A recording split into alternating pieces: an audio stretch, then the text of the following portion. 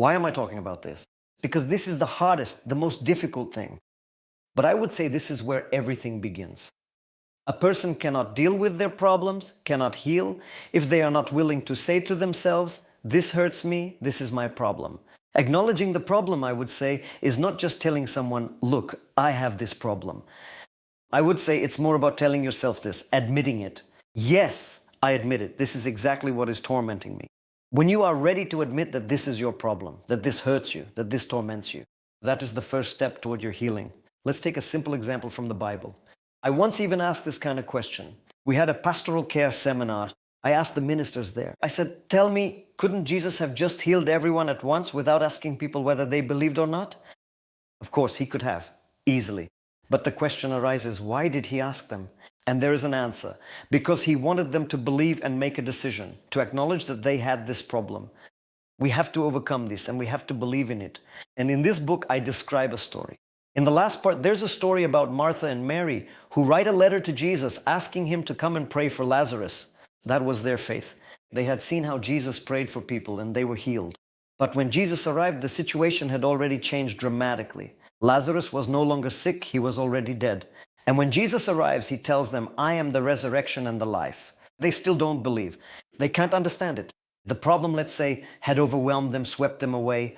But how does Jesus lead them? Where is he leading them? So that they would admit that they perceive him incorrectly? Why does he tell them, I am the resurrection and the life?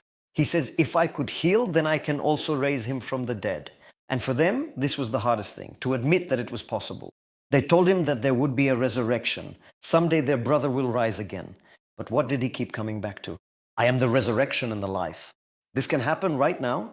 And in a way, I would say that acknowledgement, that is the ability to believe that no matter how terrible or painful my problem is, no matter how much it hurts, if I am ready to acknowledge it, I am ready to step onto the path of healing. Never shut yourself off if you're feeling bad. Instead, take steps to get out of that state. Take depression, for example. Why does it come? Because a person closes themselves off. We isolate ourselves. The more we isolate ourselves, the worse we feel.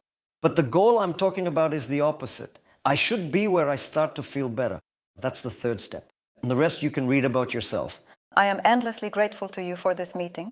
This is an extraordinary book, and since I've already become a bit familiar with it and know about the 10 points, I recommend that if you have any emotional pain or problems, everyone should read this book. I would also like to ask you before we finish to say a few words to our listeners and address them directly. My wish for everyone watching this program. First of all, perhaps today you are going through some difficult circumstances, hardships, pain, or wounds in your life, and it seems to you that there is no way out. The first thing I would advise you is, do not accept this. Acknowledge that there is hope and there is victory. The first step I would like to advise you to take is this. Acknowledge your problem. Don't be afraid to tell it to God. Maybe share it with a counselor, your church pastor, or a minister. Take a step toward your victory. And the last thing I wanted to say, our past has visible scars, has deep wounds, has some difficult failures, and has some hard-earned victories. But there is an important truth. All of this can either hold us back or it can become an opportunity for our future victory. How will you use it? That is how your life will turn out. And my wish for you, seek hope in God and God will make your life blessed.